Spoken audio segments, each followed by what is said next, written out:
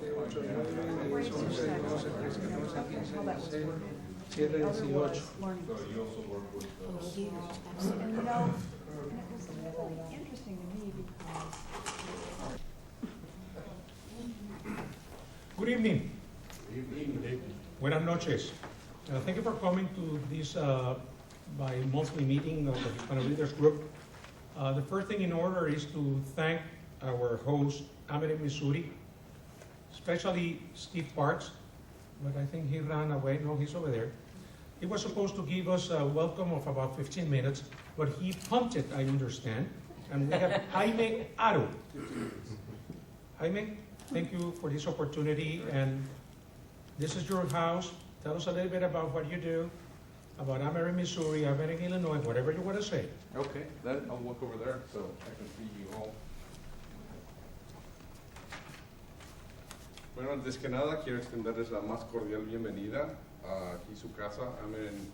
De hecho es el corporativo de Ameren, aunque yo trabajo para Ameren, Missouri, que era antes Ameren UE. I don't know how many of you are fluent in Spanish, so I'm going to switch to English. I just wanted to at least welcome you in Spanish. I know Steve will be getting bored pretty quickly. He's looking for an opportunity to sleep, so. So, like he said, my name is Jaime Aro. I've been with Ameren for about 13 years. I'm originally from Mexico. And I work in the asset management and trading department. What we do is we actually coordinate what plants are generating the power on the Missouri side, and then we buy or sell the excess generation to neighboring utilities or to a grid.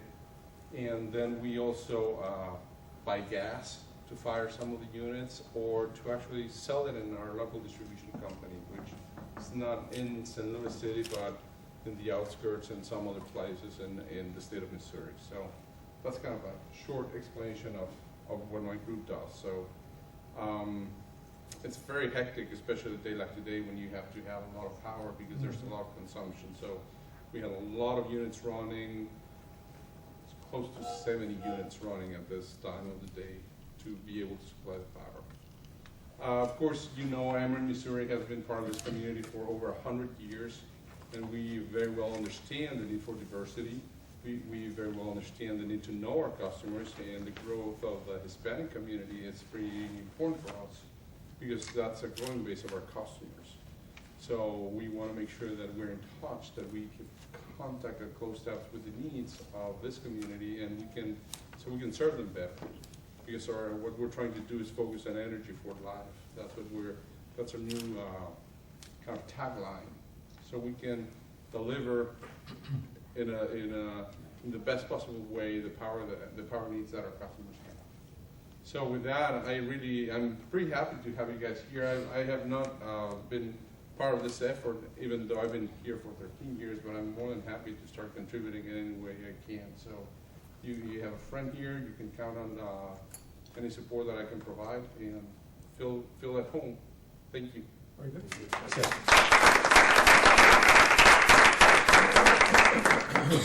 Thank you, Jaime. I don't know how many of you like wine? How many of you like wine from Spain? Well, let me just tell you, take 1 minute. There's one region in Spain that is called Rioja, and they produce very, very nice wines. Rosés, sparkling, cavas, white, and reds. And el señor Jaime has the last name of the town that has the largest quantity of wineries. So if ever in Spain, think of Jaime and go to Aro, Rioja. It's a beautiful place and the wines are great. I close parentheses. Thank you, Jaime. Let's move on. Let's have some good report from the treasurer, Don Luis Martinez. Thank you, Guillermo. And definitely the good news is here, right? We have money in our account, and for your information, it's over $3,000. But the reality is that the Hispanic Leader Group had to continuously work toward getting funding.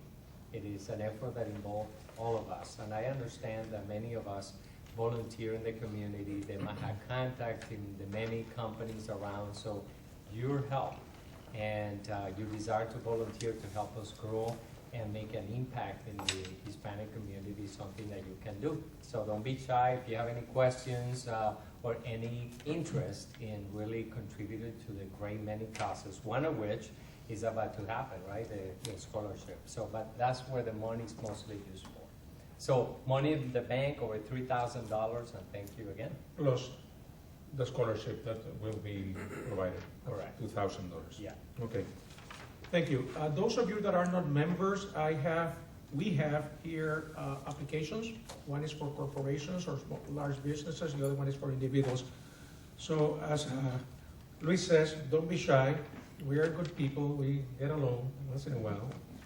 By the way, you're also welcome to attend our board meetings. It's always interesting. It's on the second Tuesday of each month. So you have the information at the bottom of that agenda.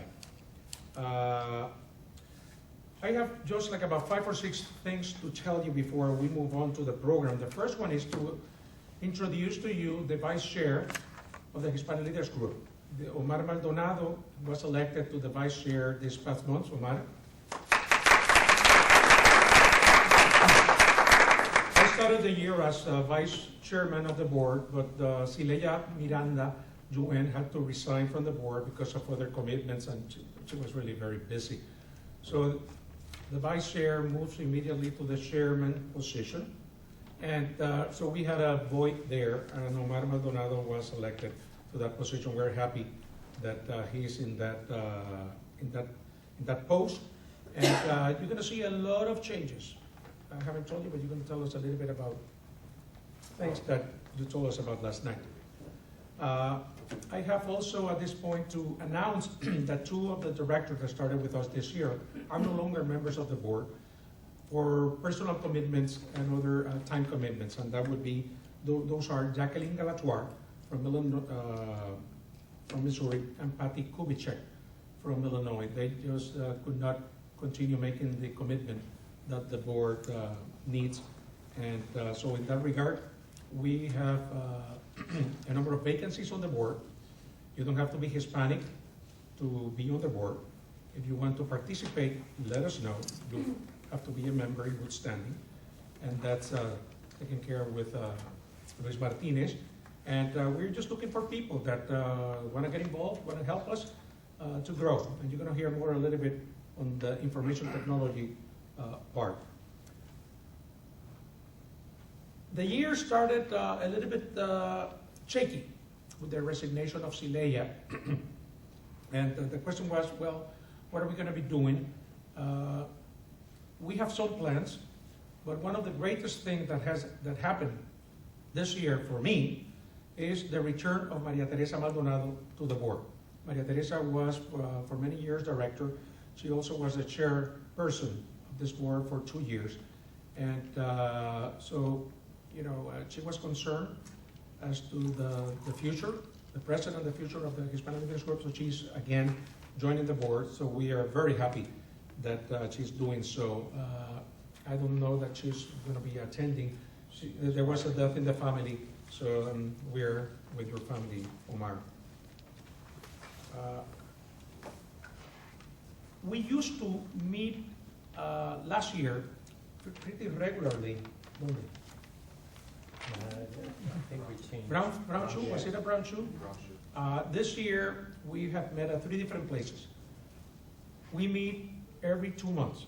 The first meeting was at Carlos Children's Hospital, very near here. 2 months ago, we met at the Hispanic Chamber of Commerce of Metropolitan St. Louis at Gravois, and Grand. And now, of course, we are here. Thank you, Steve, for the opportunity to be in this beautiful building. It's excellent. So thank you for your hospitality. So if you have a nice area and you want to host us, let us know in advance. You can contact me or Omar or any of our directors, and we will gladly entertain that possibility. Scholarships.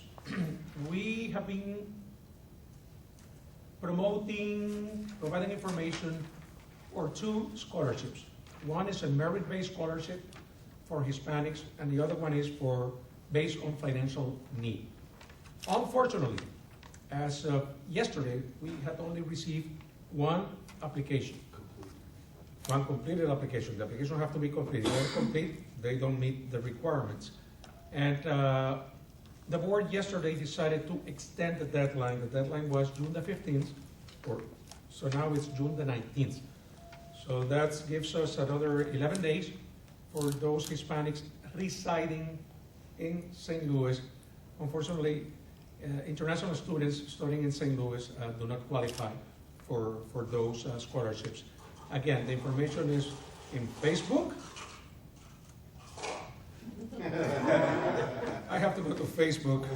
At least I opened an account some months ago. I haven't been there lately, but you have to open one. How many of you have Facebook? Welcome to the future. How many of you use Facebook maybe every day or two? What does that tell you? Yeah, I'm behind time. You're going to hear about the Facebook because it's new and exciting.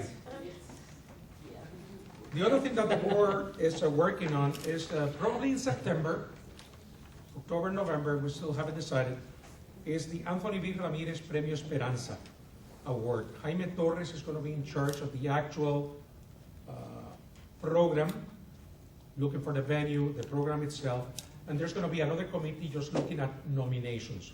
The information is on the website, and that can also be put in the Facebook? Yes. Yes. So probably be there tomorrow.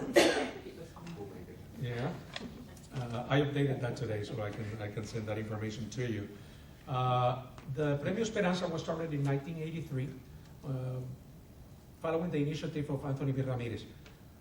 And last year, after his passing, and in his honor, the Premio Esperanza was renamed the Anthony B. Ramirez Premio Esperanza. And all the information regarding nomination and procedures will be in the Facebook and also in our website. How many? I'm not going there. Okay. I know Facebook is Topics. We have had an interesting year. I have to congratulate Karen Aroesti. How do you say? Aroesti? With the Spanish accent, Aroesti. I like it. Because she's very much, she's our chair of the legislative affairs, so she tells us what's happening or what's not happening or what should be happening at the legislature. So from that area, we're very well covered with Karen's initiative and help with us. We went to the Hispanic Capital Day at Jefferson City, and some of you attended there. So that was a very well attended event. And now for the great announcement. Omar Maldonado, tell us about the Facebook and how to get there, because we are now in the 21st century, as Idalia would say. Well, this year is going to be a year of transition, and one of the things that we started off with is we have a social media committee that is working on different avenues within social media, and the first one that we identified right away is Facebook. Most people have Facebook, have an account that they use regularly. You can go through your Facebook account, and all you need to look up is the official name of this group, which is Hispanic Leaders Group of Greater St. Louis. And it should, when you, on your search box, when you hit enter, it should bring you directly to our page. If it does not, then it will take you to some choices, but you will see it will say Hispanic Leaders Group of Greater St. Louis. I encourage you to please visit the page, like the page. The page is new, so we're still updating information. Actually, we're updating new links and putting information that is coming to us. However, all the information of our organization is on there. How to get a hold of us via our website, how to get a hold of us through our address, through our P.O. Box number, what our mission is, what our agendas are, who are the people within the organization, and our administrators. If you feel that there is something that you would like to see on that page, then I encourage you to please get a hold of us via that Facebook page, and we will take a look at it, and as a committee, we will decide whether it's appropriate for that page. We are looking for information that is going to be informative to our group, to the people that are part of that page. So, yes. Who's heading the social media The social media committee is headed right now by Karen Arwesny, myself, and the chair. But I'm glad that he's there because I know him. Yeah. There's gonna, I have one. And you could potentially be part of that. He doesn't even have one. At least I have one. Do you have one? No. we're working on it. We're working on it, right? Oh, don't go there. We're working on it. So right now the big push again is to like the page, go to the page, click the like button, share it. We ask that you share it on your profile so your friends can see it and go through and actually recommend the page to your friends. And again, if there's any information that you feel that is relative to that page, please send it to us. We'd be happy to post it. And the other thing is that we're going to be taking a look at some other opportunities with our own website to upgrade our website. So hopefully soon you will start seeing some new updates to the website. And we'll be taking a look and talking about some other opportunities for some other social media, possibly using Twitter. So for right now, the Facebook is it. I want you to get there, get rolling, and thank you so much.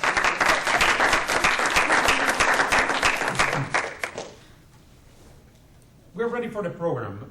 Anything else that any one of you want to discuss before we introduce the program? Okay. Are we gonna go around at the end? Oh, you know? Yeah, we use, yeah. Okay, I'll wait. Okay. Where are we now? It's usually at the end that we used to do Okay. all the way around. With announcements. Yeah. No. Now? This is something that affects us all, right? Cancer have been around for a long time. And this weekend, we all have an opportunity to raise funding for the Race for the Cure with a common foundation. And so if you have the time and the energy, I think registrations are still open, and cancer really affects us all regardless of whether you're Hispanic or not. So consider supporting that great cause. Okay, I like your point, but I'm gonna divide that in two. At the beginning of the meetings from now on, I'm gonna ask for an auto presentation, just who you are and your affiliation. At the end of the meeting, then maybe we can have announcements, so that from the beginning, everybody knows who's here. So, who are you? Let's go around. And Luis Martinez, I'm one of the board of directors of the Hispanic Leaders Group. I'm a financial service representative and here to help in any way I can. Thank you. You can stand, you can jump, you can dance. I'll just stand. I'm Denise Decou. I'm the Executive Director for the National Conference for Community and Justice of Metropolitan St. Louis. And I'm pleased to be here today, and I'll be speaking with you in just a few minutes. Nice. I'm Tabari Coleman. I'm the Project Director for the Anti-Defamation League's A World of Difference Institute. Pleasure to be here tonight. I'm Erica Wright. I'm currently a practicum student with the Diversity Awareness Partnership, but soon to be a part-time facilitator for the organization. So I'm speaking later tonight too.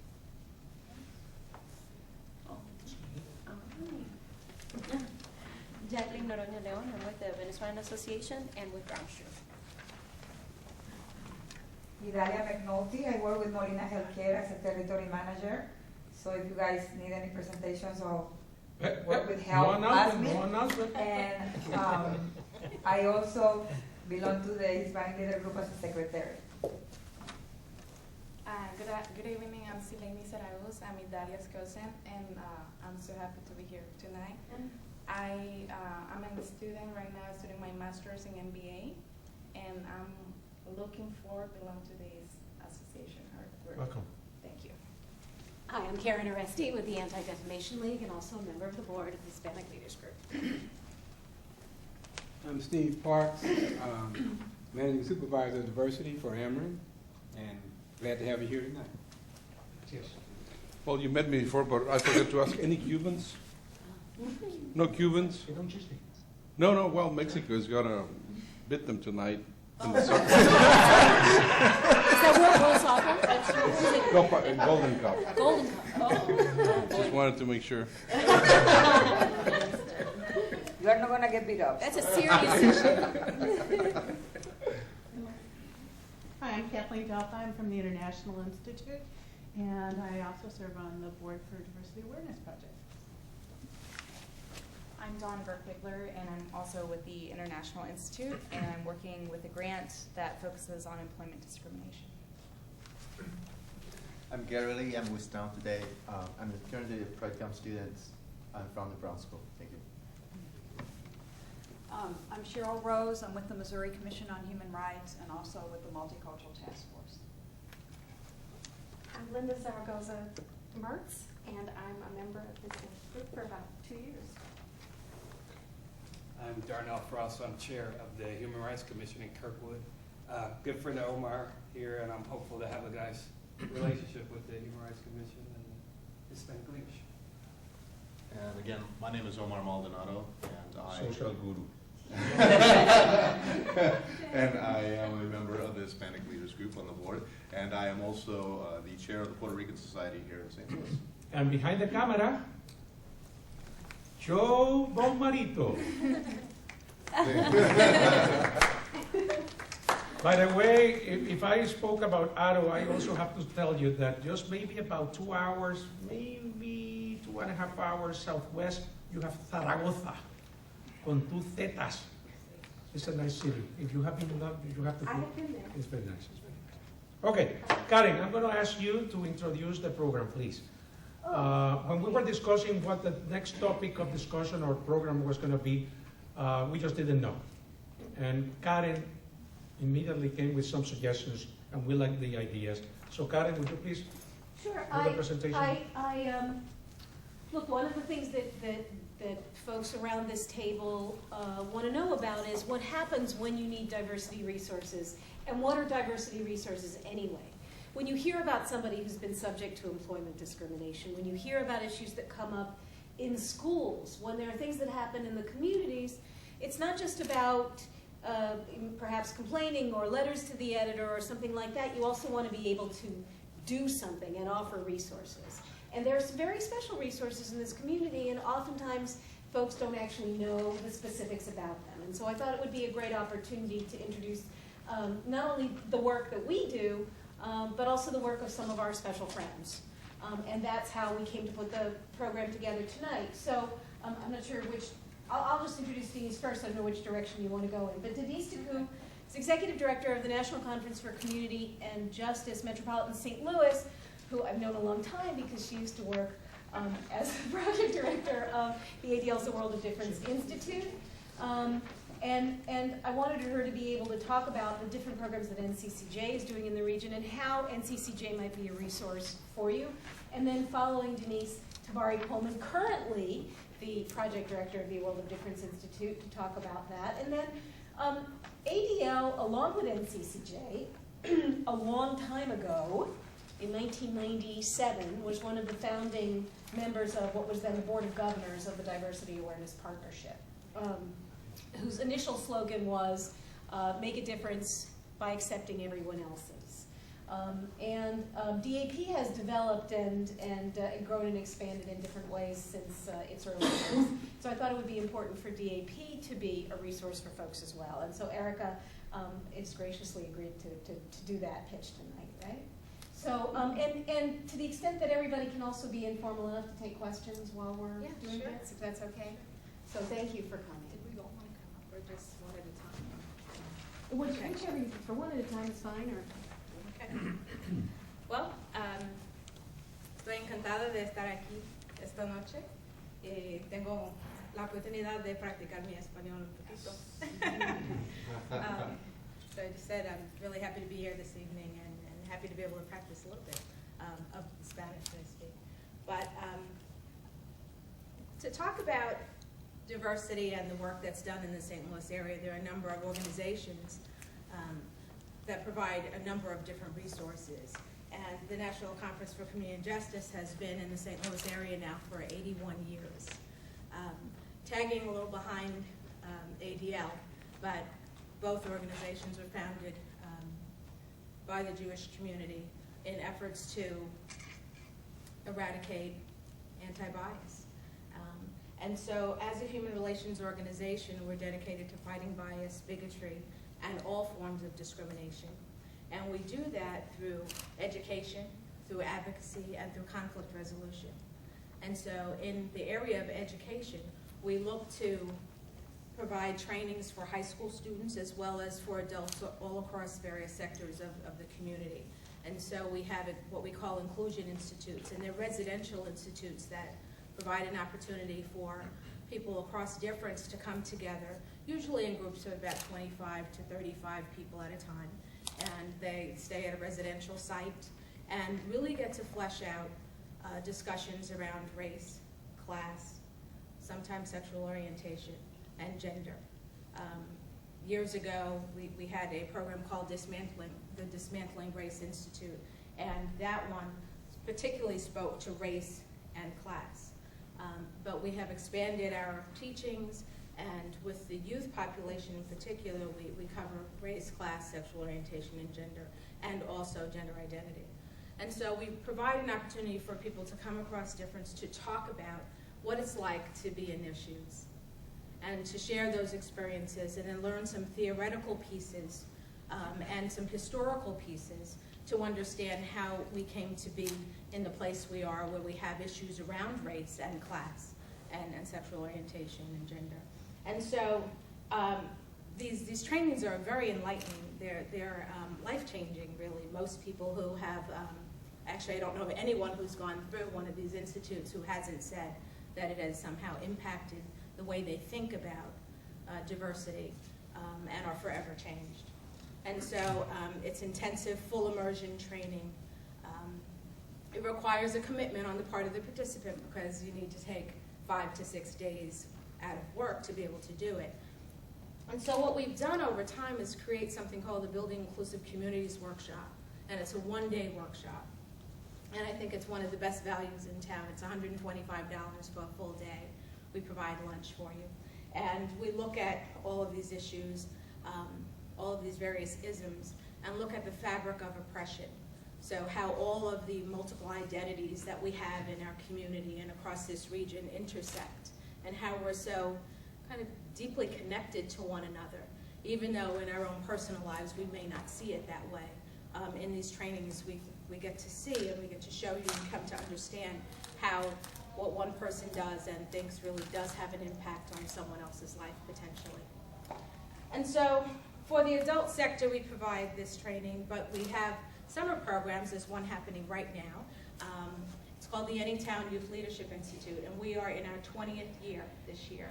And we currently have 20 plus students over at UMSL South who are going through a 7-day full immersion training looking at these issues.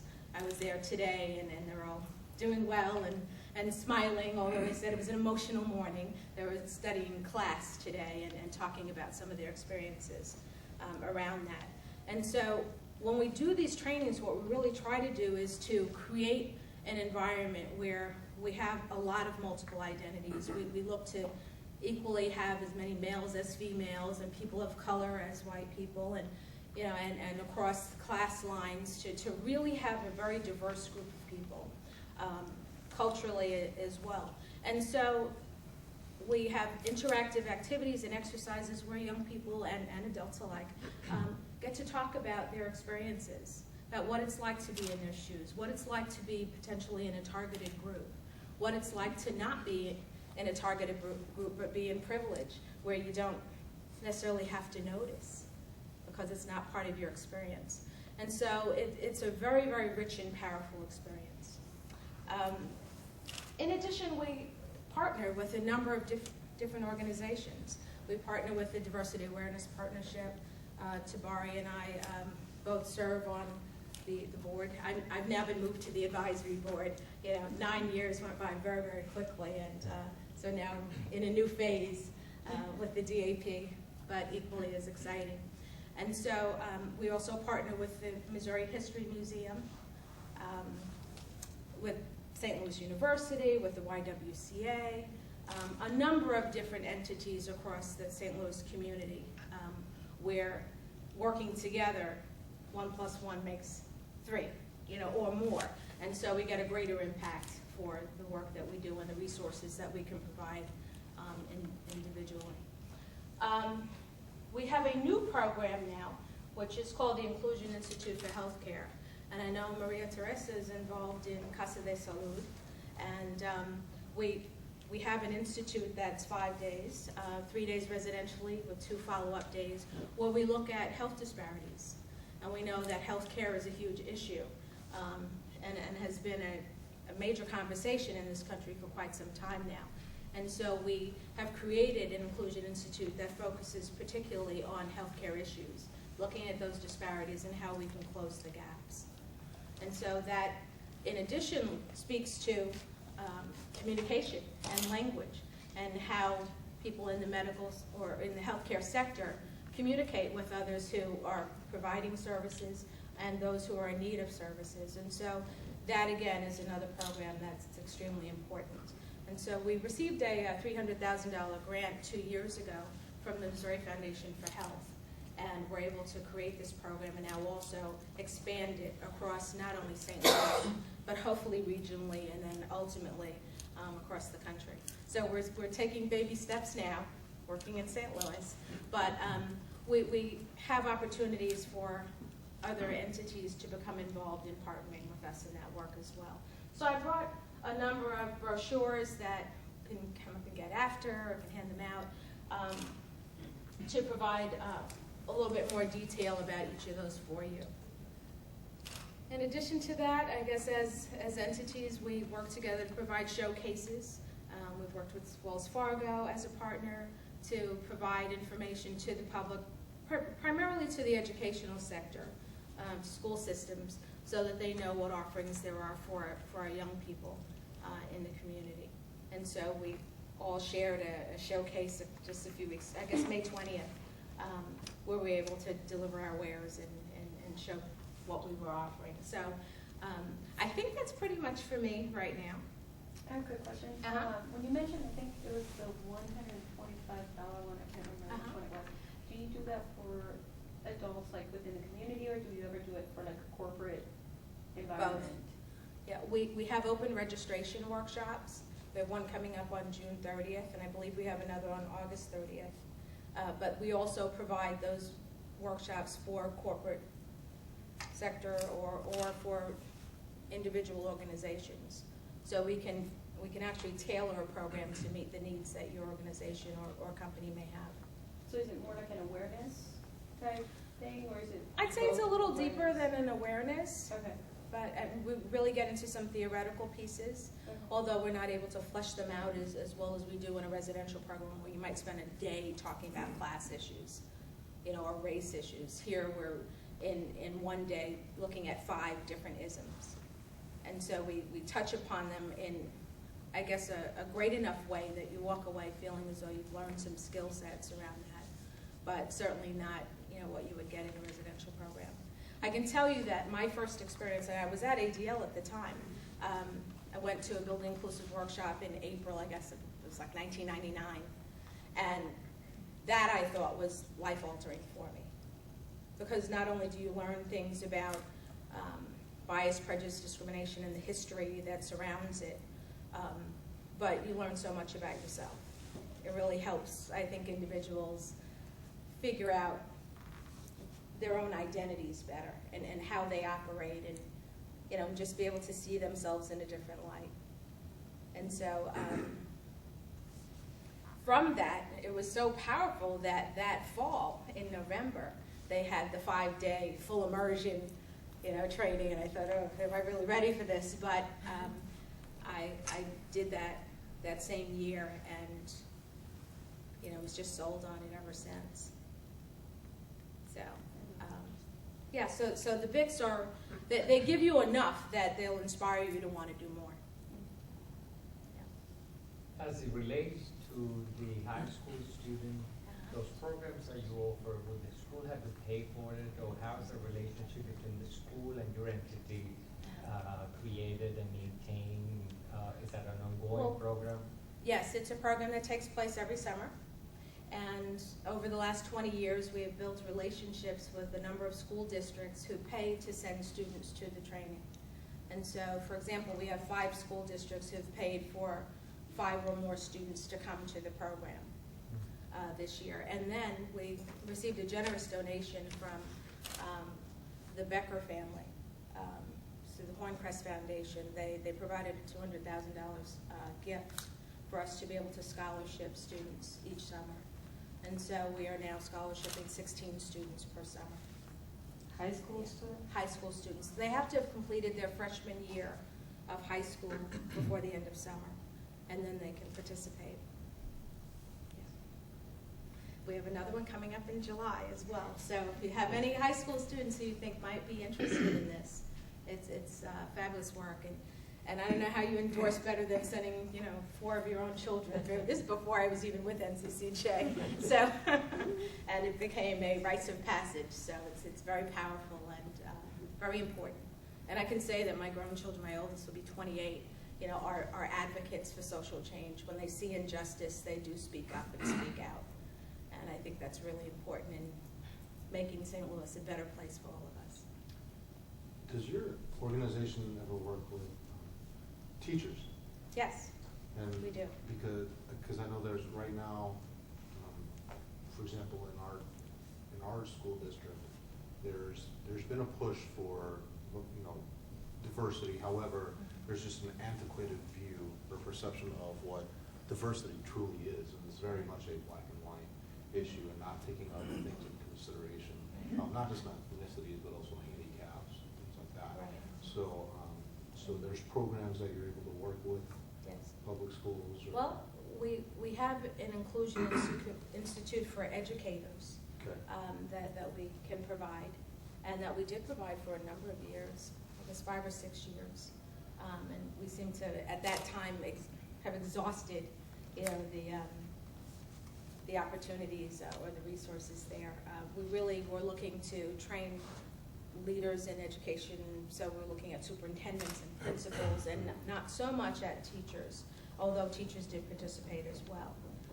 But we were hoping that, if your leadership is in sync and is thinking in terms of diversity and inclusion and fairness, then, that trickles down. And so that's where our focus was. But we certainly could offer that for an entire school district. Okay. You'd be able to get that information from me later? Yes, yeah, I have it all here. Wonderful. Thank you. And if you want a real big snippet of what we do, and in a fun and social gathering, we are having our annual fundraiser event on June 20th, which is a week from next Monday, at the History Museum, and we welcome you. So let me know if you're interested, and we'll see about getting you there. So, thank you. Thank you.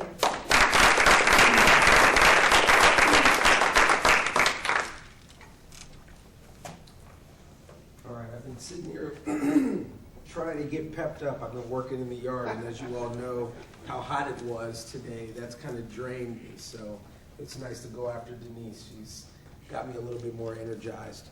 My name is Tabari Coleman. I'm the project director for the Anti-Defamation League's A World of Difference Institute. The ADL was established to stop the defamation of Jewish people and to promote justice and fair treatment for all citizens alike. The A World of Difference Institute is the largest education program of the ADL, established in 1985 in Boston as a result of the race riots.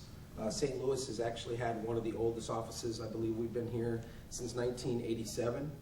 Our focus is on providing anti-bias education programs and diversity training programs and resources for schools, community organizations, and businesses. And so we customize programs to meet the needs of each of those groups. And so we offer training for teachers around issues of cyberbullying, bullying, any diversity issues that come up within the school.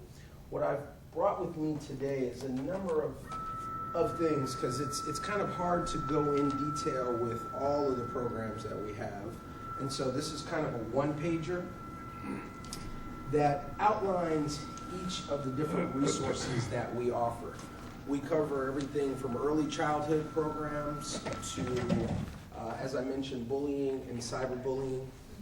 We have a Holocaust education program for teachers, and so this summer I'm actually offering a program which is quickly filling up for teachers, where teachers can get curriculum on the Holocaust.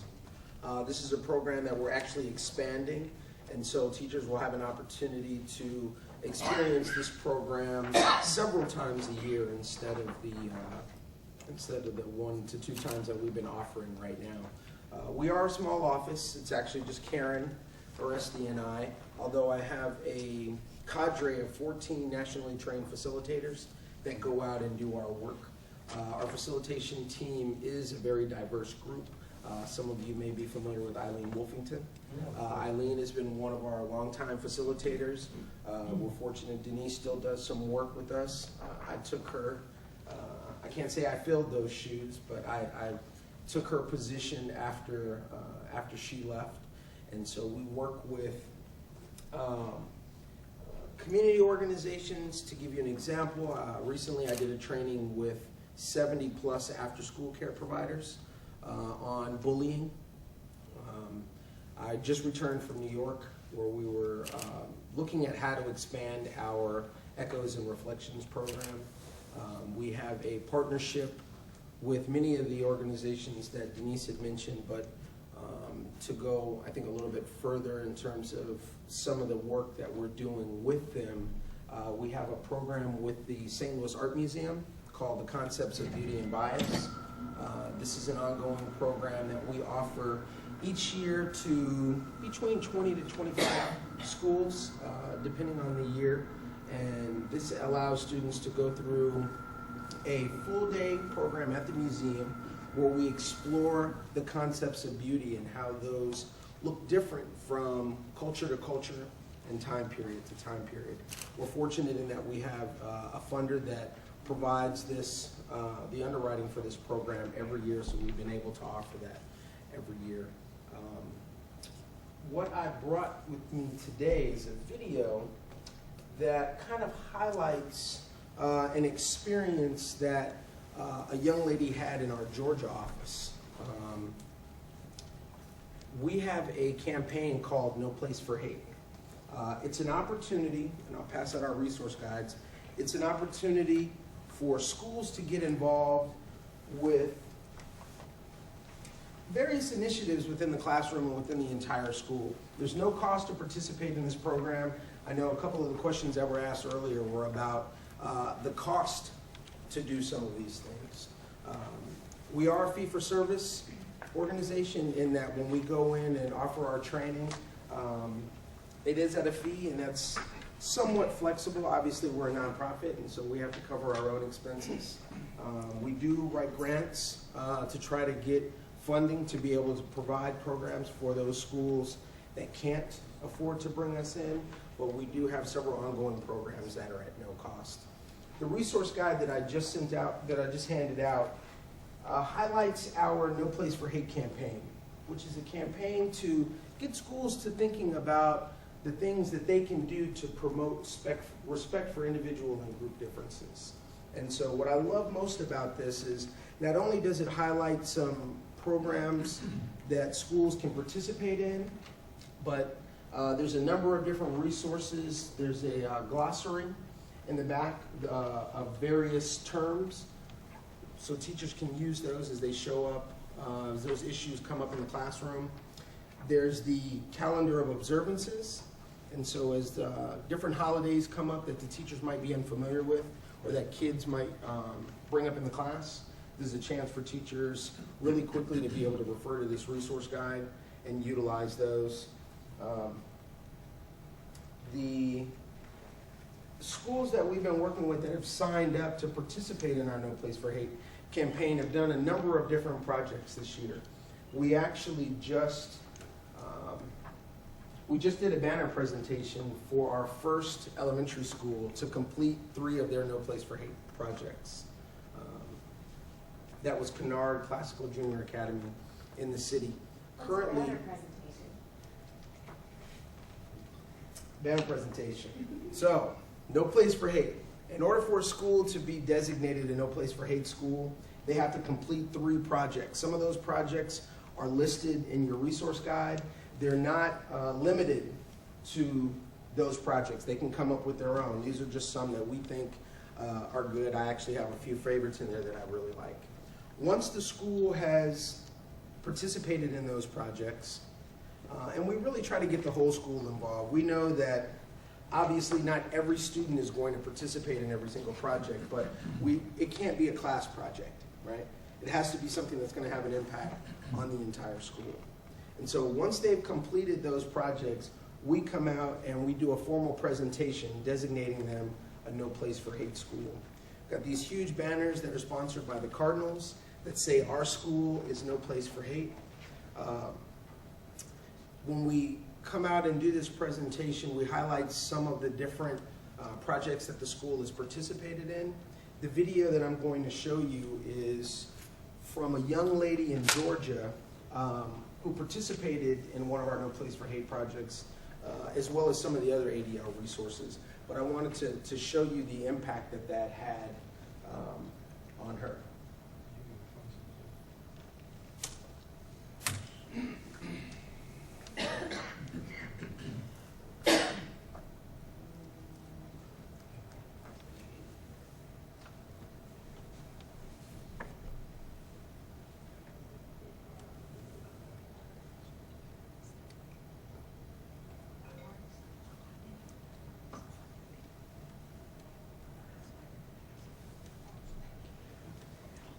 It seems like every time we did have it working. Yeah, we did have it working. Anytime I set up, let's start it over, and use some type of audio visual, and Karen can attest to this, whether it's at our board meetings or where I'm at, anytime it's been on for a while, it tends to freeze up. But we should have that coming up in just a second. The video that I'm going to show you is one of many videos that we use when we do our training. And so we offer PSAs, public service announcements, that we use primarily with our cyberbullying program. And feel free, all of the resources that I brought with me today, if you all want extras, please feel free. Take these. As I mentioned, it's hot outside, so the less I have to carry back to my car, the better. There's been a big push lately for us to do our cyberbullying program. You all know, because you've been hearing it on the news, you've been hearing about the different things that are happening. Our cyberbullying program has 3 functions, right? So we can come in and do a training with educators. We have a cyber ally program where we go in and do a training with students. Those programs are set up in a half-day or a full-day format. I might not be showing you the video. A half-day or a full-day format. We have our What Families Don't Know Will Hurt Them, which is something that I think the group might be interested in, or you all might have family members or schools that your kids attend. You might be a part of the PTO, and you all would be interested in having a presentation on our cyberbullying program. We can come in and do that. That format is 1.5 hours to 2 hours. And it really it's an opportunity for parents to begin thinking about how cyberbullying impacts them, right? Beyond just what they've seen on the news. You know, you think, oh, well, my kid's not going to be bullying somebody online, right? But it goes into the different ways that it shows up, the different things that families should be doing. There was a lot of talk earlier about Facebook, right? You all were saying, I have accounts, I don't have accounts, I have accounts and I don't really use it. Well, if your children have accounts, you should be monitoring what they're doing online. And one of the easiest ways to do that is by having an account. And by knowing the password and monitoring the different things that they're doing, so that way you know if they're sending messages that are inappropriate, right? And so those are some of the pieces that we go through in our cyberbullying program. In the first handout that I gave you all, and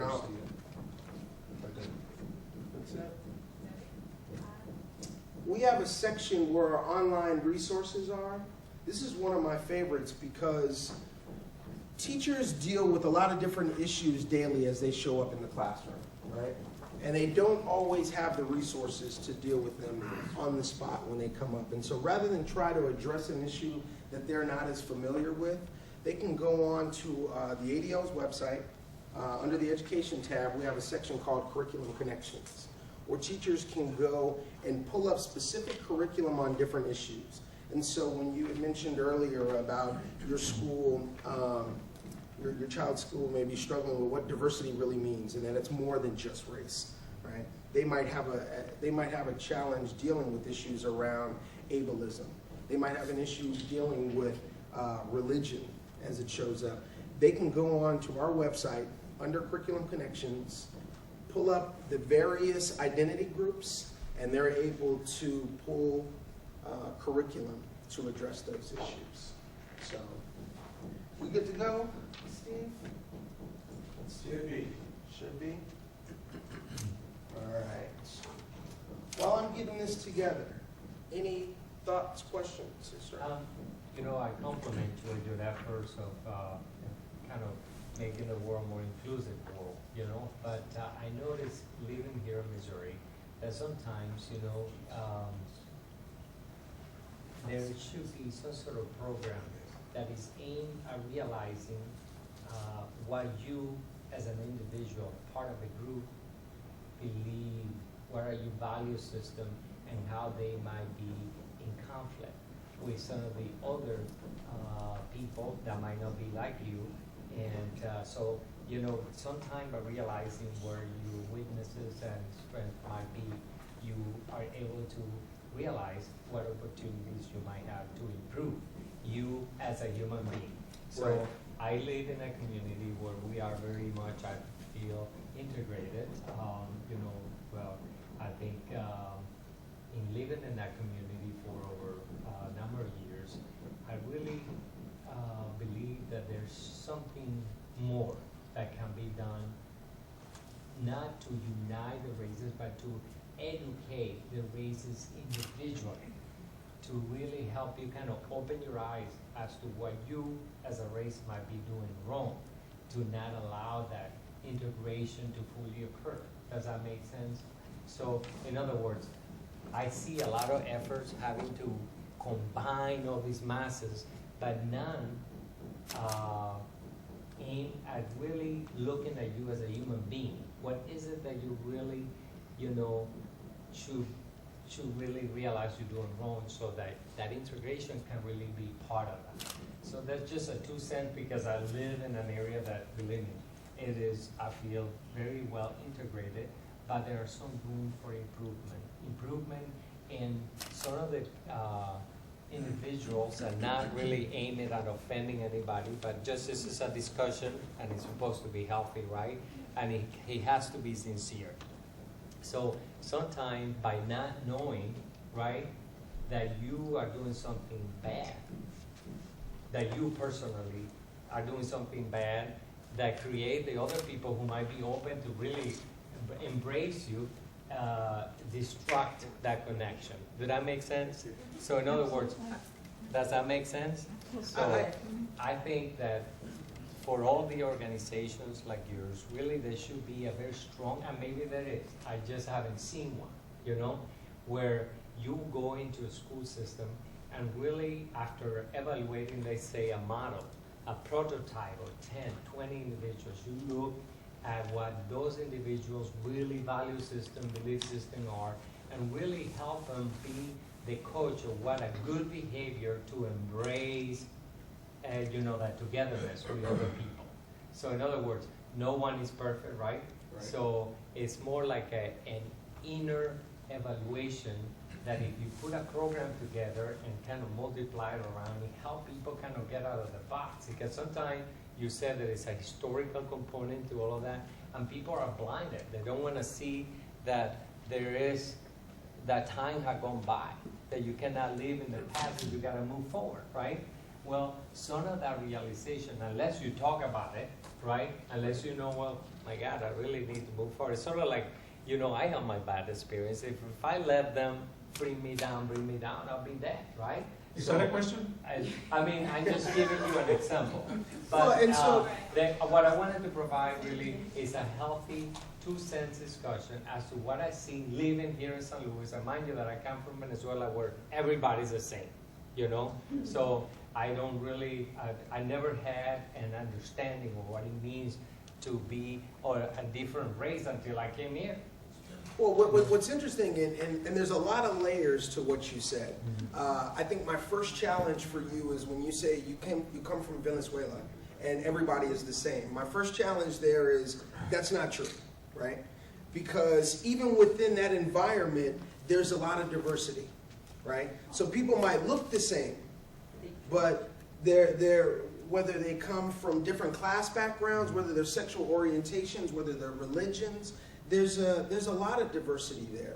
I value what you said about going into schools and helping people do their individual work, and we do that. When we go in and we facilitate a workshop, it isn't about telling people how to think or how to behave or how to really respond to situations as much as it's about doing that self-exploration to begin thinking about how our own experiences influence how we see the world, right? And so there's a lot of diversity in St. Louis, and I appreciated when you said the community that you live in is very diverse. I try my best to say that we do work around inclusion instead of diversity, because environments can be diverse and not be inclusive, right? And so it's important to recognize that and to realize how that has an impact on who's able to move forward in some situations and not. And so there's a lot of work to be done.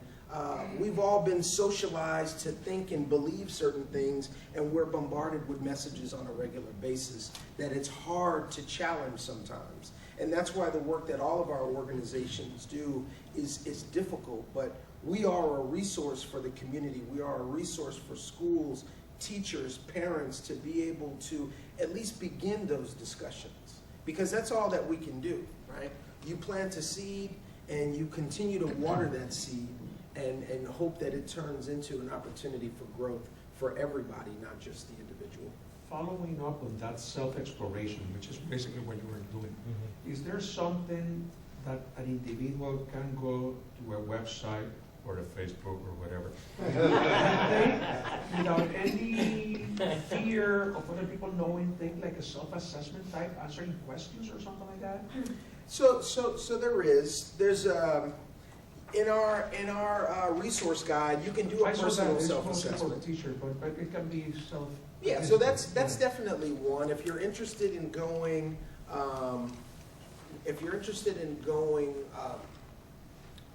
one step further, then I believe it's is it Harvard or Yale? IAC? Yeah, the individual assessment quotient or goal. Exactly. And Harvard has it on their main website. Right.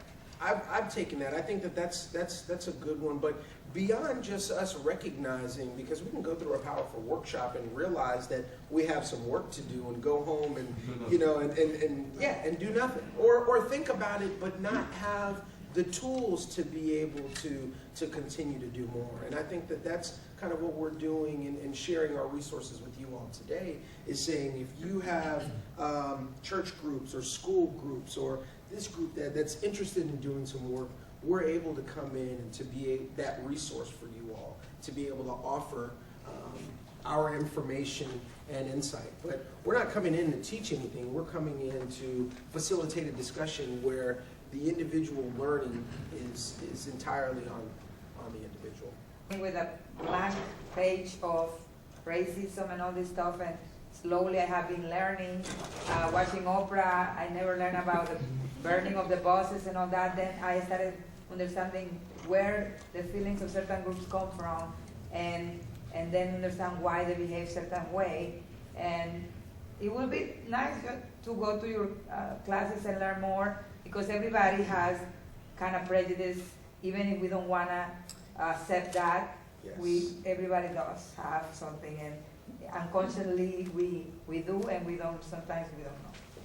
I appreciate you sharing that. That's one of the things that I ask a lot of groups that I facilitate is, how many of you all are prejudiced? Show of hands. And there's often a hesitancy in responding to that, because for some reason we tend to think that being prejudiced is the same as being a bigot, right? And they're different.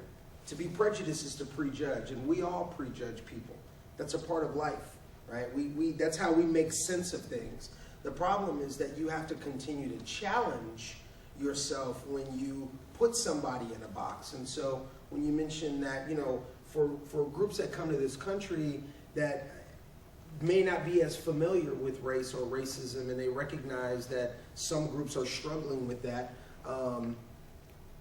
not every individual is having those same experiences, right? So when you say, after learning that history, I then know why some people act the way that they do, as long as we keep it to people and not groups of people, right? Individuals act a certain way. Those individuals might be women or Hispanics or blacks, but that doesn't mean that those entire groups act that way. It just means that those individuals do. And sometimes you pass it to generations. Yeah. Yeah. Let's go to Georgia.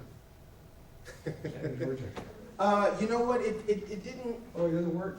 No. I apologize. Okay. I mean, to explain it to you, and I should have shut this off earlier. I probably could have got it back up. So there was a young lady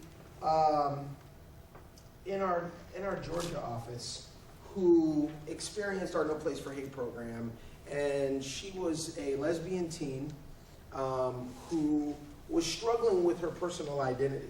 And so she created this video and posted it on YouTube. And she talks about, in the video, some of the experiences that she had with that program and in working with the Anti-Defamation League. And it's a really powerful video, and we got her permission to use it. And so it's one of those opportunities to share the impact that our work has on an individual student beyond the work that we're doing in the region. Because we are working with a lot of schools, a lot of community organizations each year. Do you have a card or information? My boss is back there. I'd be in trouble if I didn't have a card. Well, and also, I want to make a statement to it. I'm happy to see the work that you're all doing, because what I've found is that it's almost like we create these barriers so that there is distance and separation between races and between people. It's like your color, your class, everything is a barrier so that there is a separation. I don't have to talk to that person because he's this or that, or she is this or that. You know, instead of dissolving those barriers, we make it stronger. Right. You know, as a race, we all do it, I guess, to some degree. As a group of people, I mean, we all, I was having a conversation with a man last night at a party who lives in I live in South St. Louis, he lives in South St. Louis. And great conversation, everything was going well. We weren't necessarily agreeing on everything, but it was a healthy discussion. And then we got into talking about neighborhoods. And there was a shift in the conversation. But he was comfortable enough to let me know that he disagreed with my perspective about individual differences, because he was wanting to talk about, he didn't necessarily want to say black people in the city, right? But I knew that that's where he was going. And so I pointed out, you know, there are poor white people in the city that are doing crazy things, poor Hispanic people, right? Poor Bosnian people. I shouldn't even say poor, I apologize about that. Individuals, but the reason that the socioeconomic piece came to discussion is because with limited resources, people make different decisions, right? And so it was a challenging discussion, but healthy. So I don't want to take away from Erica. Any other questions, thoughts? I wonder if human beings, because I have talked to many different groups, if all of us, we tend to find certain way of being higher than the others or something, because you talk to the Chinese, they say, oh, we are the best. And then you talk to the Americans, we are the best. Panamanians, we are the best. The Venezuelans, they are the best.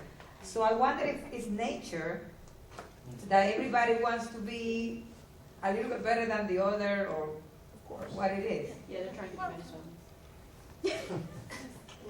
Well, I think human beings are competitive, and that is a natural part of our being.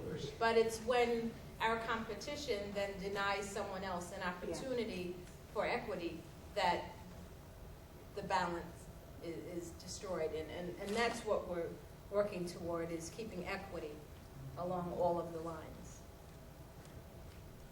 It's okay to try to be the best. Absolutely. Healthy Students, you can go to Venezuela anytime. Exactly. Well, I appreciate you all's time. Please, at the end, come and get the resources that are here. I don't want to have to take them back.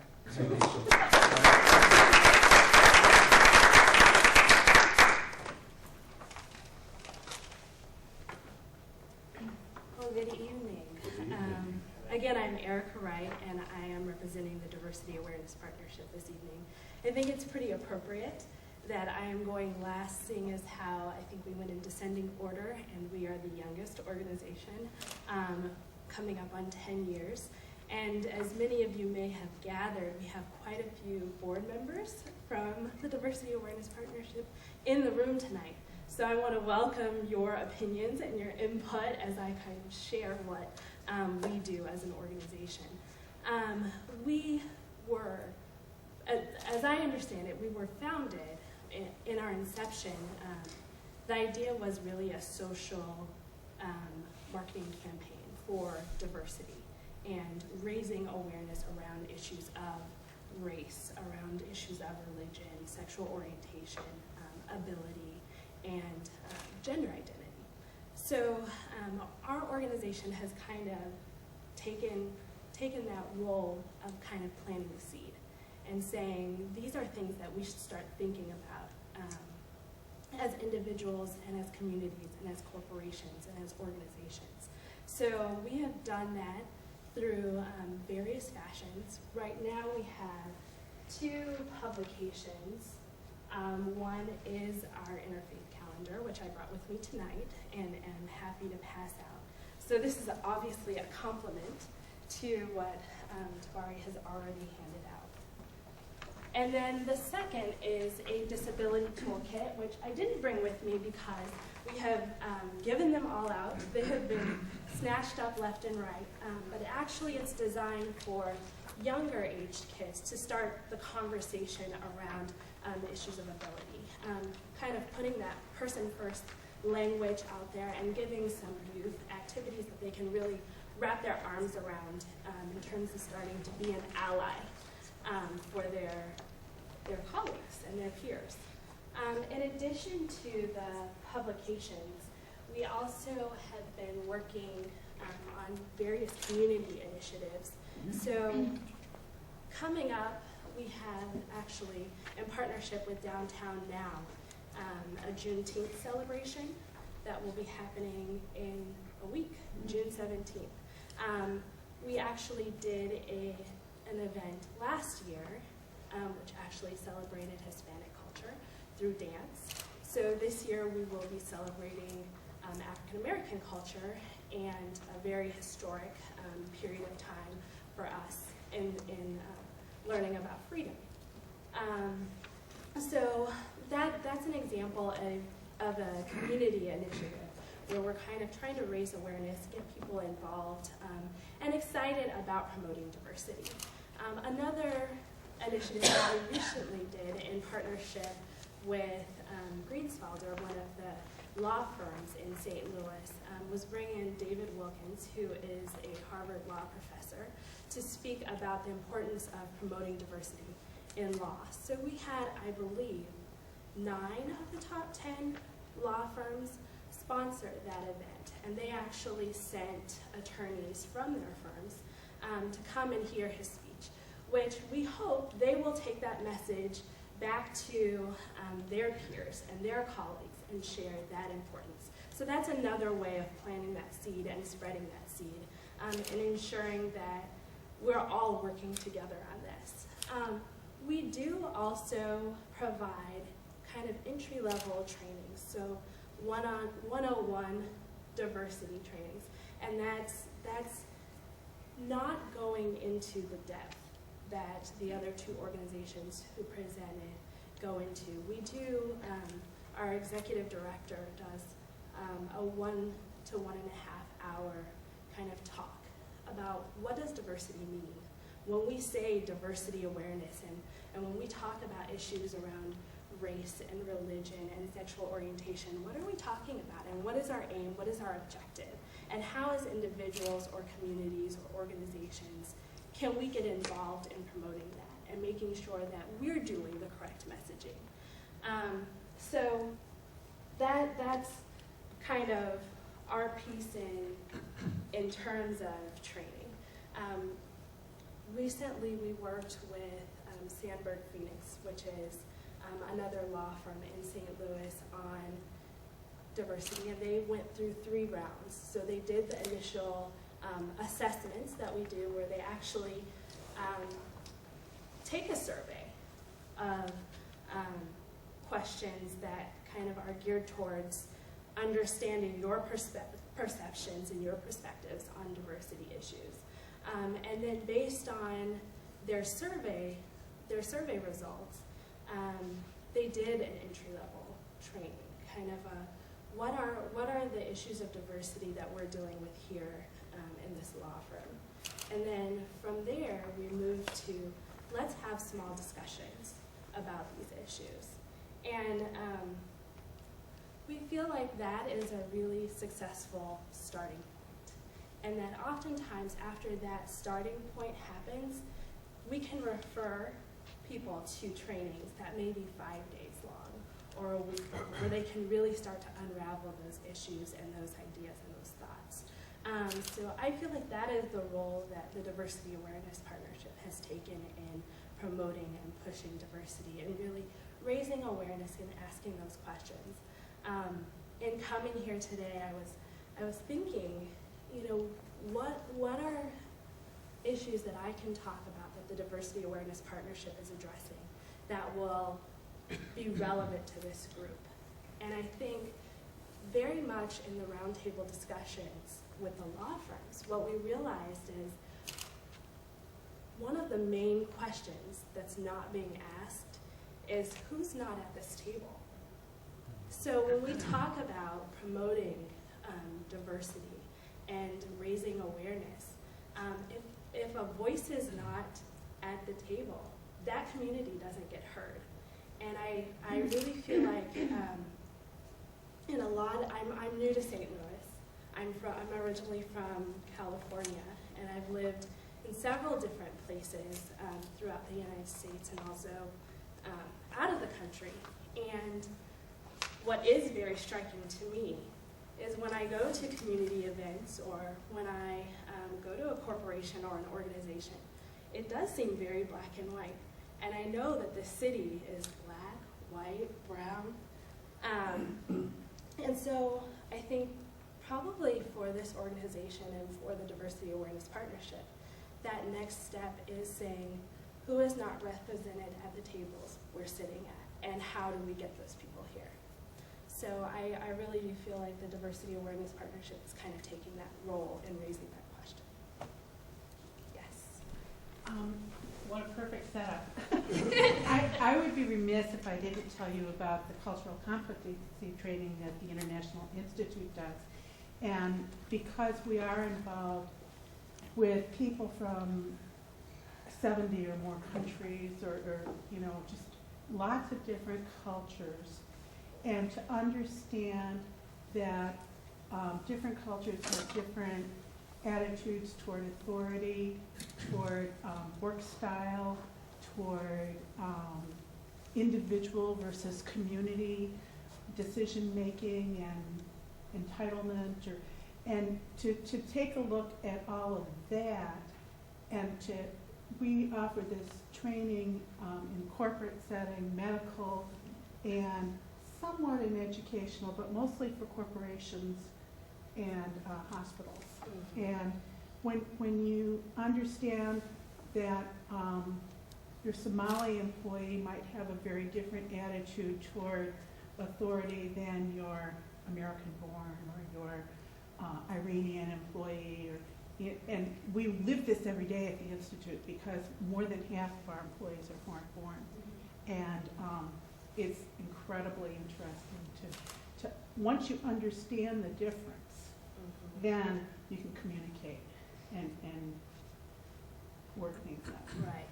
And just recognizing that may be the source of tension or some obstacle to productivity. Sometimes it's recognizing that and somebody saying, you know, I lived in Cameroon for 2 years, and I didn't speak fluent French, but oftentimes, maybe a year and a half in, I could communicate. But we had huge cultural barriers that were going on, even when I could speak the language. So I understand what you're saying to me, you understand what I'm saying to you, and still we're not really communicating for some reason. And recognizing that sometimes is very difficult. And so sometimes we do need that outside perspective to come in and say, this may be what's going on, and we can give you some tools to help you figure that out. What's going to be going on in the Juneteenth celebration or commemoration? So the Juneteenth celebration will be held in Old Post Office Plaza, right across from the old post office, where the Diversity Partnership is located. And we will have 3 performances, 2 youth groups, one a step group and one a hip-hop dance group. And then also a young man will be reading a poem that he's written about Juneteenth.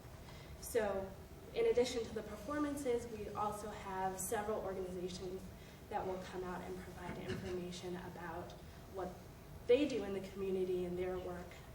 And we're hoping that it's an opportunity for people to come together, learn about something. How many people know what Juneteenth actually? Now we know. I don't know. So here? I don't think it's something that's taught, actually. No. History, it's not. Actually, I have a friend who is a history teacher, and he didn't learn about it until he got to college. And So- it is, what is it? Do you want to? So Juneteenth, when we think about the end of slavery, we think about the Emancipation Proclamation, and we assume that slaves were just set free on those days. But the message did not travel and did not get to a lot of slaves in the South, in southern states. And Juneteenth is actually marked as the date in which slaves actually found out that they were in fact free. And it's actually June 19th. June 19th. It's June 19th, but we are celebrating it on June 17th. So that gives you I an idea. have a question, maybe for Karen or whomever. After years of efforts, what has been the trend in the city, in the region? Do we still have a long way to go? Are we at mile 5 out of 1,000, or at mile 5 out of 100, or 10? I don't know that you want me to answer that. because you were also saying, it always happens. You're preaching to the choir most of the time. I think part of the problem, you want to? Well, Karen hates when I say this, but St. Louis as a city and sometimes as a region, in national surveys, is in the top 5 of the most racist cities in the country. But are we now 5 instead of 1? Well, and so but there's a lot to be said for that. I know. You know that if we continuously are in the top rankings, nationwide, and it is a survey that's done across the country, that there are some issues here. And I think the fact that St. Louis didn't really begin to look at its race relations issues until the mid to late 70s says that we're far behind that curve when you look at what's happening nationally. There continues to be this inability to have a really honest conversation about race. The way we talk like this in this community, we don't actually get to the heart of the matter, and there's such a high level of discomfort regionally with having the honest conversation. I mean, one of the things about the work that the organizations do is the idea that you do admit, you come to understand, and it's not although with the Dismantling Racism Institutes and with the 5- and 6-day residential programs, you do get hit over the head, right? It is not one of those things where you're going to come out unscathed, right? The work that Tabari does is a little different in that it's not going to, after the end of 3 or 4 hours of program, you're not going to say, I get it, I'm a racist. That's not the way it works, right? It's a process of starting to ask yourself the kinds of questions that will allow you to say, okay, in this particular situation, I realize that my bias is having a negative effect on a particular relationship, at work, at school, in personal life, wherever, and I have to do something about that. The truth is, as a matter of human nature, people don't want to have this conversation. It's really hard. I mean, I just have to say at NCCJ, we don't hit people on the head with the information, but what happens is in the full immersion, after 5 or 6 days, you come to understand if you're a racist or not, or if you're biased or, you know, in certain areas. But you don't have to tell people that, but it's the personal work that's done that you walk away and you go, wow, I need to really think about this, or I've discovered these things about myself, or understandings that now I see differently. Why would you even go to a 5 or 6 day program unless you had some sort of goodwill to begin with? You know, like you valued the whole concept? Because some places you have to, you're required to. Yeah, but also I would say these that all of are us, usually by choice. Yeah. I mean, you have a 1-day mandatory, and we know that we tell people when we're doing the training, we know in this room there are hostages here. We know that. And we know that there are explorers. You know, and we're going to work with all of you and hopefully move everyone to a different place. I would challenge each of us, because to answer your question, right, we are making progress, right? It's happening on a small scale with individuals, right? And we see that from our evaluations. We see that from discussions that we have with folks afterwards as sometimes follow-up. My biggest challenge, and I tend to talk about these issues all of the time with different people in different places, and somebody had said preaching to the choir. The reality is that the choir is also biased, right? Yes. And it's those of us that do that work, that do this work, that have to work even harder than other folks, because we have our blinders on and we don't even realize it.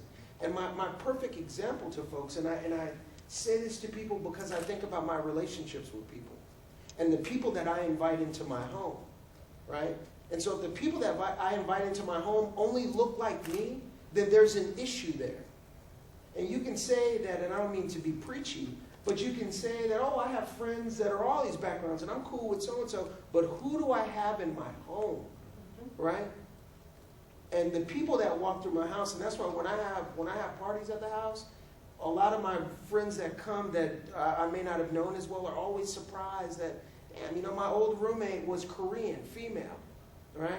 And to have her husband's white, and my buddy is Puerto Rican. It's United Nations. It is. And in my house, too. And so that's the question that I really challenge folks to think about. It doesn't mean that you don't like those people if you don't have them to your home. It just means that, what does that say about who I'm really close to if I only have one group of people that comes to my house? Or how you're and I hear what being inclusive as an individual. And I hear what Louise says. I mean, to some extent, we all want to have this sort of spectacular community-wide transformation, right?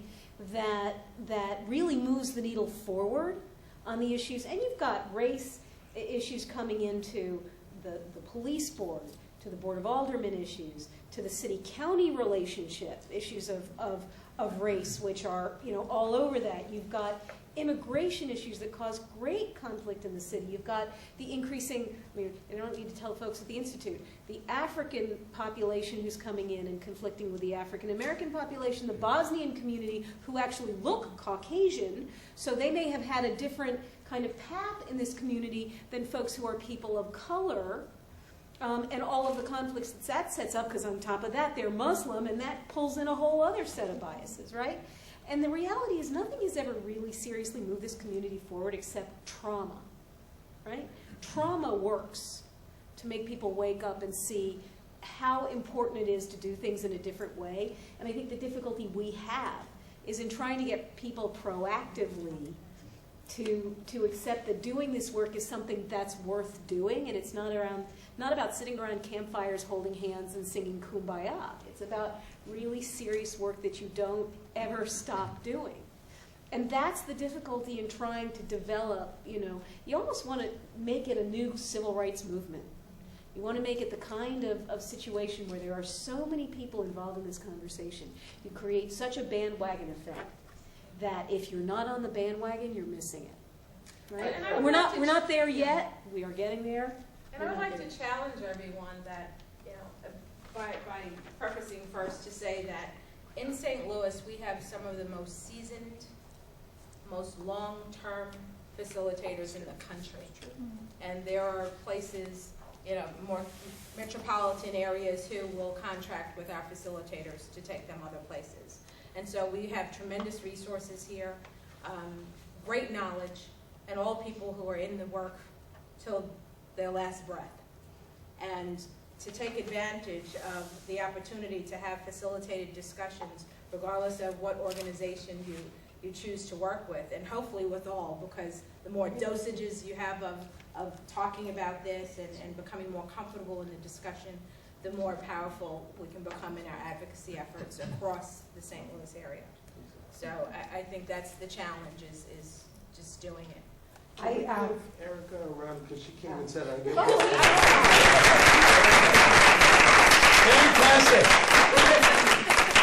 wanted to say that You're beautiful. Don't worry. No, in my work, I go to counties that you guys, I'm sure you don't know that exist, like Madison County in Missouri. Sure. And I noticed. Madison. Yeah, good. Yeah. Many people are in Illinois, no, Missouri. Majority white Caucasian, and I was scared to go to Washington County.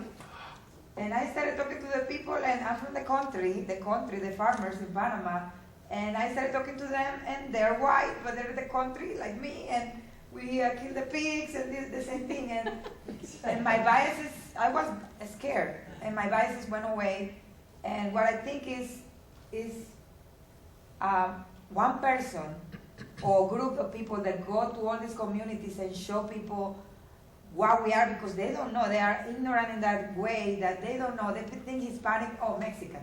And I cannot go to school, I go to do presentations and there's no school that say, guess where I'm from? Mexico! So they don't know it, there's other countries that speak Spanish that are not from Mexico, that's not Mexico. They don't know the way that we dance, and we all eat, we all dance, and we all like to have fun and create and raise good kids that can be successful. So if we work on those things, I think, and go to these counties that they never seen a Hispanic woman that looks like me. They think everybody looks like people from Mexico. So, and people from Mexico looks many different colors too. So I think education, going to these places that they don't have the opportunity to see diversity is also, because in the city we have a lot of resources and it's easier to find something, but in these counties, these people and how they're going to change if they never are exposed to us, to people that are different.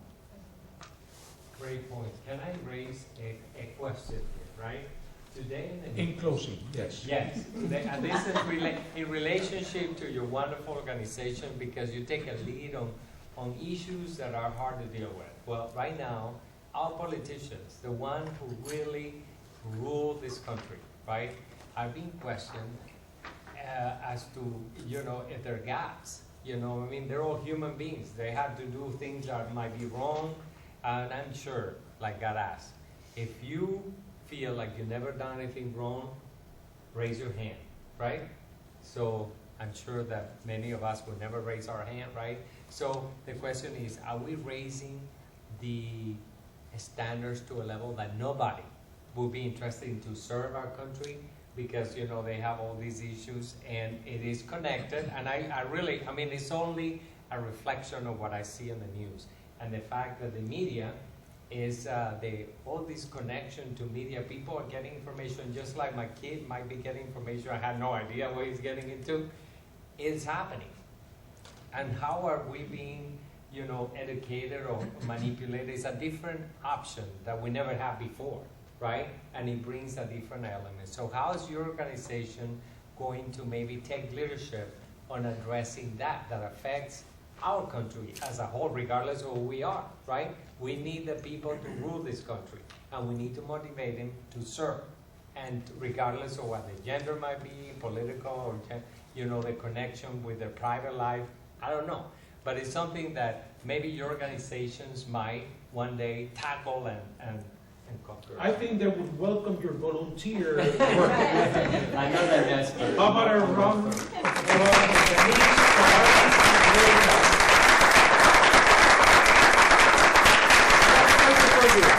how many rounders go to your home? Not in 11 years. Let's go around for short announcements. I know that some of you want to provide some announcements, so let's start with. Okay. Great announcement, right? You have an opportunity in a week time to attend a Venezuelan picnic. You talk about cultural diversity, right? I don't know exactly the details and the time, and maybe can you please help me with that? Sure, June 18th is going to be a blast at Spark, 12 noon to 6 o'clock. And it's going to be, Venezuelan barbecue, all that good stuff, games, we're going to dancing, of course.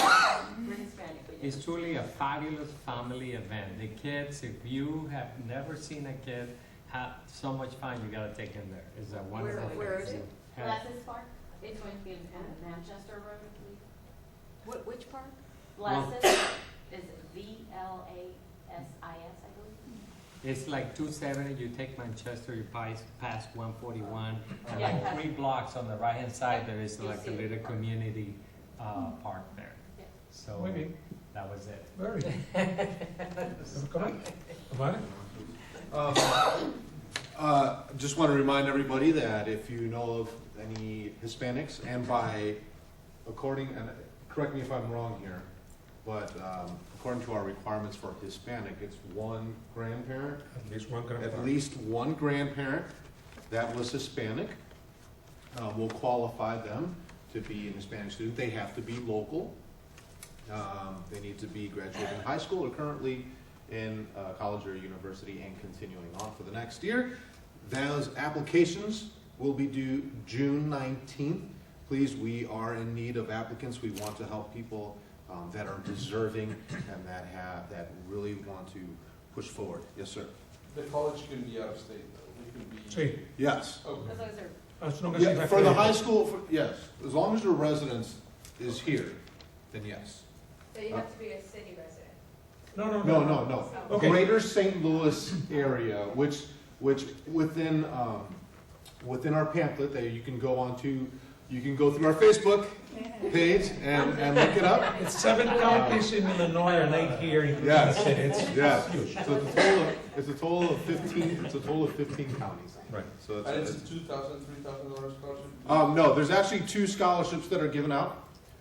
They're both for $1,000. Okay. However, if Ameren would like to jump in and help out, we would welcome that. Absolutely. Because from what I Where is the understand, budget for next year? from what I understand, there is a need for women in engineering, and that would be a great way for Ameren to push that on through. So, but as of the moment, we have 2 scholarships, both for $1,000. One is based on financial need, and the other one's based on academic merit. And the date again was extended to June 19th. Muy bien. Thank you very much. Gracias. Zaragoza. I don't have Ole. anything. No? You have some. I just want to thank all of you who supported the Senate Bill 188, the Missouri Human Rights Act. As many of you know, the governor did veto that bill, and so we're safe, at least for right now, but we do hear that the other side is working on redrafting it and representing it, so we'll probably be back asking for your support again next year. And just on another note, I think many of you may know Adolfo Castillo. Yeah. From Joplin, his home was destroyed by the tornado, and I just wanted those of you who know, if you want to try to help him. He was a commissioner for the Commission on Human Rights and one of the most active commissioners that we've had. So I'm sure he would appreciate any support people have for him. Thank you. Thank you. One quick question. Does your organization work with like representatives that are trying to pass some of these bills, that we could maybe have a class with them that are trying to push like the 188? Got it. Yes, we did. It works with other organizations Got it. to advocate, so we will go and testify in Jefferson City, but beyond that. The idea of trying to get anybody in the General Assembly to go through one of our programs is going to be a city of money. I think he was asking about somebody that's- coming here. No, that's what I was asking. That's what I was asking. I'm sorry. That was available too. I think that the truth is what we could do, and this is something we've done in different settings, is, which is helpful, is we have to go to them. So if for Hispanic Day, a little different than Hispanic Day, next year might plan some sort of special briefing, like briefing for them and their staff about the community to understand some of the issues from a multicultural inclusion perspective. But you won't get, you're just not, I mean, the politics is going to be the barrier, and the politics, and next year's an election year, so all bets are off. And that much harder. Sorry. Other announcements? Yes. No, we're going in order, except that Omar did I this quick, you know. apologize, my apologies. Mark your calendars for this year's Festival of Nations in Yes. Tower Grove Park, last weekend in August 27th and 28th. Again, we will have more than 45 different ethnicities represented in the food booths and almost as many in the gift booths, and the footprint just keeps getting bigger and bigger within Tower Grove Park. Hopefully the weather will be as nice as it was. 4 last stages, year. and this year, for the first time, we're actually bringing in some entertainment besides all of our local performers. We are going to have an all-female taiko drumming group that combines taiko with some dance. How do you describe the dance? I'm not sure how We have to go on description set. is. Yeah. And then also, I want to invite you to link to the IICBC. Aha. Yeah. There you go, Omar. page. Nice. You like? Yes. Thank you. Also, you can Anything put that to on add? the website.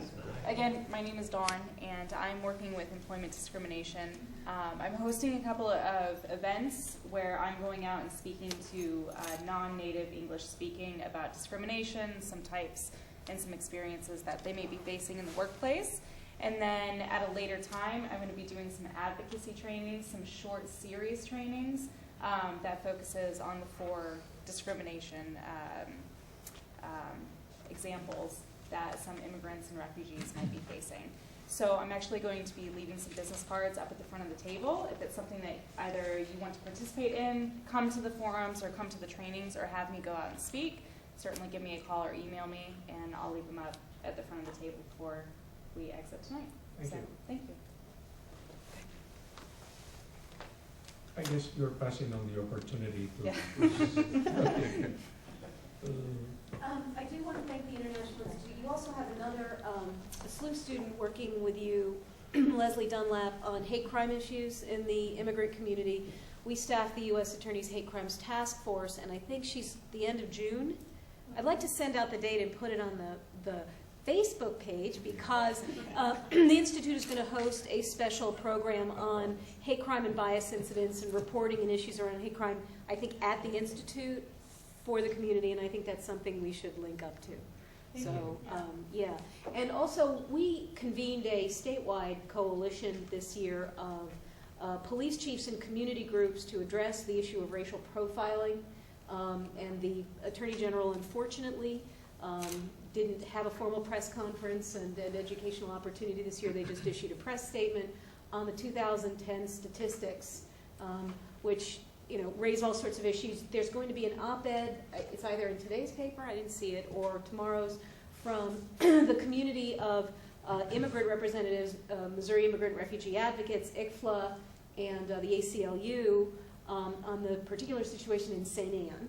So we may also link to that, because I think we should spread the word about those numbers. There will also be a group doing an op-ed for tomorrow in the Springfield News Leader about the statistics coming out of there. I think there's another piece coming out of Columbia. The group includes MIRA, ACLU, NAACP, a few of the academics, because there are academics all around the state who are working on this from an educational and analysis perspective. And the police chiefs of Springfield, Columbia, Kansas City, St. Louis, and St. Louis County.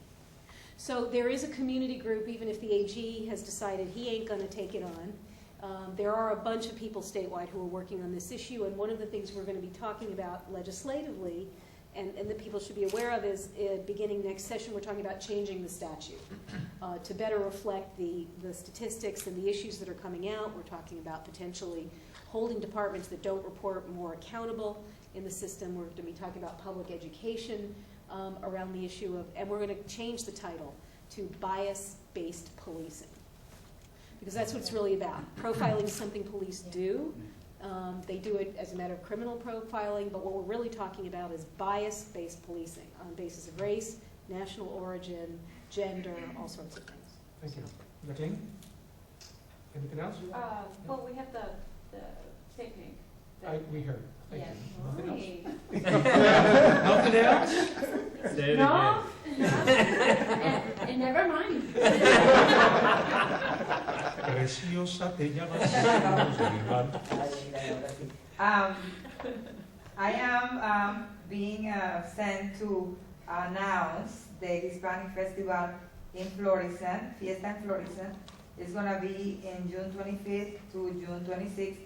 We're going to have a lot of food, different activities, and I'm going to dance, my Panamanian dances, so I'm going to pass around the flyer. It's in Spanish, I'm so sorry. I think the back. Gracias. Oh, there was in English? Oh, perfect. I thought you created that. Yeah? No, I'm just an ambassador. And the last thing that we have, I think, is I'm representing the Deal company, which is a company that outsources other companies with a service of collecting information about population. So they're doing this project about collecting information of different races in the United States. And I have the flyers over here. If you want more information, we're trying to find people. And there is an economic compensation. Thank you. About it. So if you have more information. Well, once again, thank you to Denise, Tabari, and Erica for this great information that you have brought, and I'm sure that you're going to hear more about it. And on that note, we are adjourned. Thank See you. in 2 months. Thank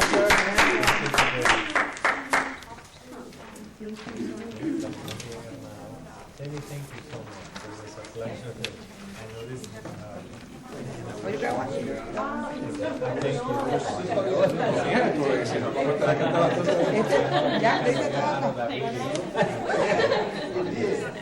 Well, I hope I did read a promise.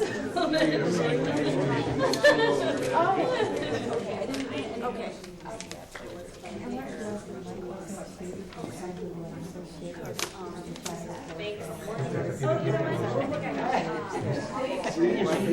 Habla bonito, puede hacer cualquier cosa que quieras. That sort of creates those barriers and change, transition and change, accepting change. The other is there's a kind of passive Also, they start in January. from maybe connected with conservatism. So you go to places like Boston, Michigan, right? And everybody's ready to, and there's